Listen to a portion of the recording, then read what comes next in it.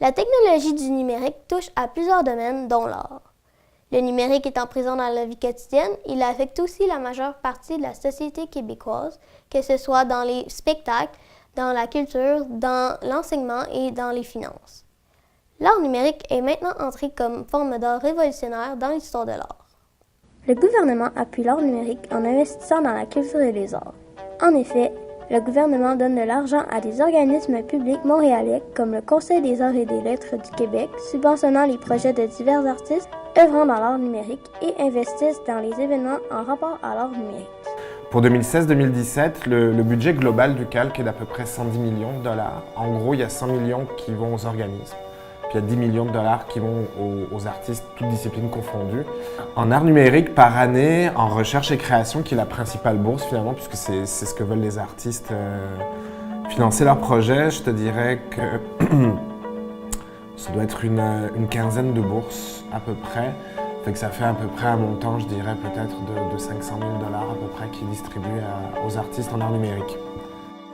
Le gouvernement et ses organismes font promouvoir l'art numérique grâce à ces subventions en attirant les musées et les festivals. En effet, l'art numérique est de plus en plus abordé par les musées et fait partie de plusieurs festivals internationaux. Montréal est d'ailleurs reconnu pour le festival Electra et pour la Biennale internationale qui présente des œuvres d'art numérique. Donc, Electra est plutôt associé à la performance en temps réel, performance audiovisuelle, robotique.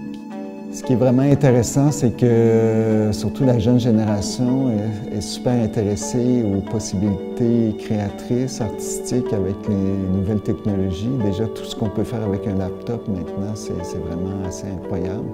Le changement dans l'art ne se fait pas uniquement sentir dans la culture, il se fait aussi sentir dans l'éducation.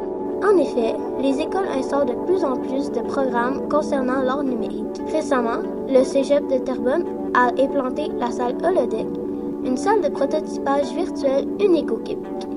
C'est sûr que la salle est relativement récente. Ça a ouvert le 19 octobre, donc c'est très récent. Les étudiants posent beaucoup de questions, ils ont l'air vraiment intéressés. En fait, tout ce qui est en design industriel, ce qu'on fait présentement, c'est vraiment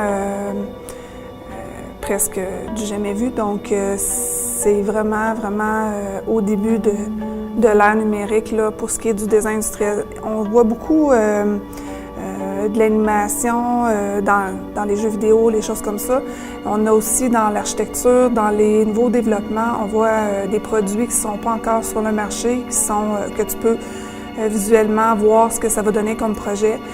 Les organismes, les musées et les établissements scolaires font tous des efforts pour promouvoir l'art numérique dans la société, que ce soit par l'appui financier, la culture ou l'éducation. Ceci montre que la perspective d'avenir de l'art numérique est plutôt positive.